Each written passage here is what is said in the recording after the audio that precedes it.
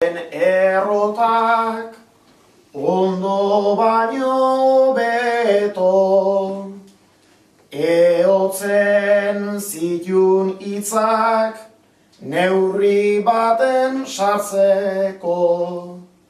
Naiz egun urtetik ona aldatu geranseko.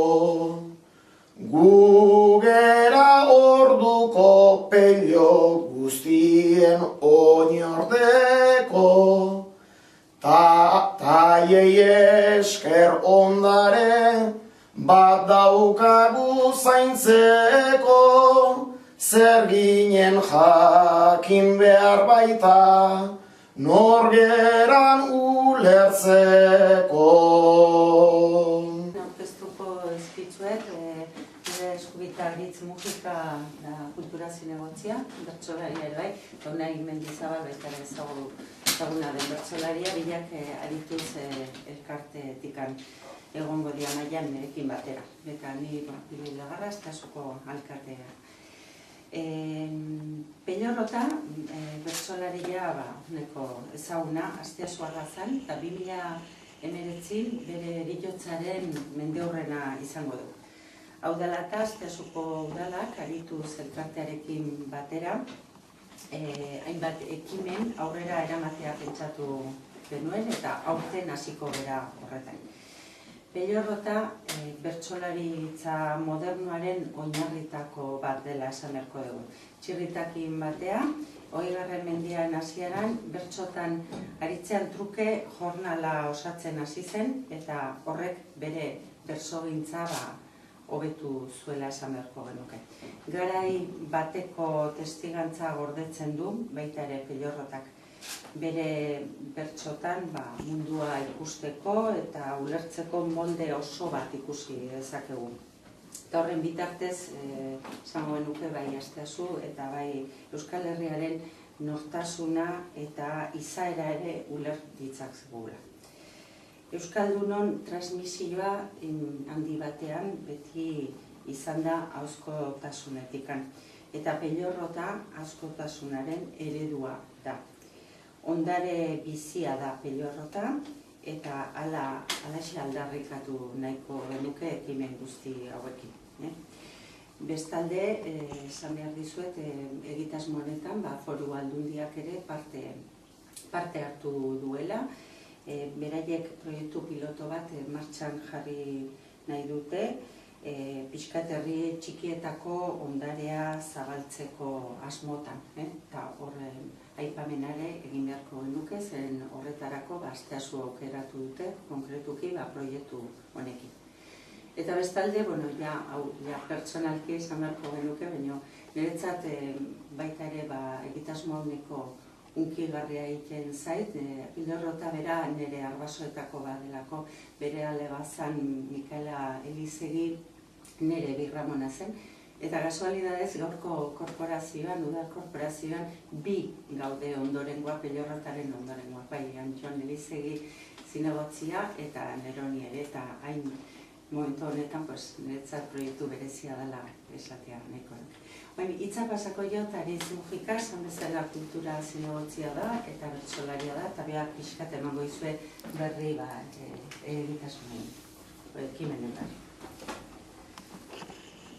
Pilik ondo esan du, 2019 izango da Peñorrotan eriotzan mendeurrena, baina guk 2 urtetan zehar egiteko ekitaldiak antolatu ditu, oraindikan batzuk zehazteke dauden arren. Ekitaldia 2 urtekoa zergatik, ez zeulako nahi 3 hilabeteko edo zerbait espresa izatea, baizik eta gerora ere arrasto utziko duen zerbait izatea nahi dugu, Peñorrota izan delako berri honetan arrasto utzi duen norbait, eta horregatik ekitaldiak 2 urtean zehar luzatuko ditugu. Hasteko ekitaldi nagusiak, oraingoz finkatuta duenak, gaur bertan, otsailaren 23an egingo den aurkezpena eta bertso jarrien afaria, gero Unai Mendizabalek azalpen gehiago emango ditu horren inguruan, eta martxoaren 9an egingo den bertsolaritzaren sekretuak antzeslana dira, Dakizuen bezala martxoaren 8 emakumeen eguna da, eta egun horri keinu bat eginez, antzeslan hau ekarri nahi izan dugu. Izan ere, antzezlan honetan ezkutuan bertsotan aritu ziren emakumeen historia kontatzen baita. Aurrera begira, udaberrian, apirilaldera ziurrenik, mahai inguru bat egingo da hemen bertan, Peñorrotaren gaiari helduta. Bernardo Atxaga bertan izango dela badakigu, eta berak esan digunez, sorpresatxoren bat bestere izango da.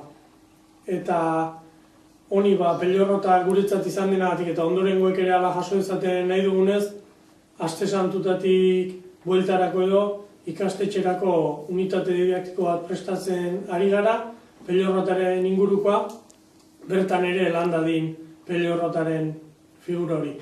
Eta udazkenerako beste hainbat ekitaldi, baina horietako garrantzitsuena esan dezagun izango dela Peñorrota sariketa, baina horren inguruko xehetasunak ere Unai Mendizabalek emango dizkigu. Beraz, berari pasako dut hitza eta azalditzala gaurko bertso afariko xehetasunak eta udazkeneko sariketako. No. Ondo esan duen bezala, arituz bertsozale taldiak bertsolaritzari estu egolut dauden ekimenak antolatzeko ardura hartu du, eta bereziki bi ekimen izango dira horiek. Bat, azken aipatu duna aritzek eta gure ustez dimentsio handiena hartu lezakena lehenengo Peñorrota sariketa izango da. Sariketa honek berezitasun bat izango du, eta hau izango da, 25 eta 30 urte arteko bertsolariek edo adin buelta hortako bertsolariek hartuko dutela parte. Zergatik da hau berezitasuna? 25 urte arteko bertsolarientzako Euskal Herrian zehar hainbat eta hainbat sariketa antolatzen dialako urtean zehar, baina behin 25 urte edo adin buelta hortatik aurrera, zirkuito hortatik kanpo gelditzen da bertsolaria, eta eman nahi genieke aukera bertsolari horiei bertso saio estilo horietan parte hartu ahal izateko, eta aldi berean egin ahal bat egin nahi dugu aurre behi da lehenengo Peñorrota sariketa hau aurrera ere antolatzen jarraitu eta pixkat adin hortako bertsolarientzako sariketa erreferentzia dun bat bilakatzeko. Aurtengo edizio hau bi kanporaketa eta finalaz osatuko da.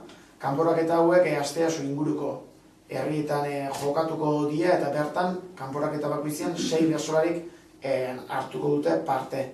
Finala berriz, hemen asteasun bertan jokatuko da eta bertso afari formatuan izango da, eta bertan kanporaketetan honenak izan diren 4 bertsolariek abestuko dute. Bigarren ekimena guk antolatutakoa gaur bertan izango da, bertso jarrien afaria izango da. Esan ekimen hau urtero antolatzen dula arituzek, baina aurten Peñorrota 100 urte ekimenan barrun sartu nahi izan dugula. Aurtengo Iturri ondo jatetxen izango da, samizalak gaur bertan, afaria 9 izango da, eta Peñorrotak horren bereak zituen testuinguru informalean, taberna giro, lagun giro, hortan afalostian, bertso sortak abestuko ditugu, hemen Tolosaldeko eta Asteasoko musikariez lagunduta. Esan, egileak denak Tolosaldeko izango diela, eta bereziki 3 Asteasuar izango ditugu bertso sortak abesten, eta bereziki aipatzekoa, kurtso hasieratik Asteasun bertso eskolako 2 talde dauzkogu martxan, eta bertako gaztiek ere 2 taldetakoak bertso sorta bana ere abestuko due. Bat horiek despiste dut ibili baldin bada, Iturri ondoko joan gana junda dile, eta nik uste ez da gainengo arazorik egongo hurbildu nahi baldin bada. Ikuste zuen moduan, hainbat ekitaldi martxan jarriko dira, 2018, esan bezala urte hurrena 2019an izango da, 2019an ere beste hainbat ekimen burutuko dira. Orain prestaketa lanetan aito ginakela esango nuke 2019koa datak ezingo genituko eman, baina aurrerago oindikan ere proiektu honen berri emango da herritar guztiei, eta denak gonbidatu nahi genituzke Asteasu aldera hurbiltzeko eta olako ekimenetaz gozatzeko eta gurekin izateko.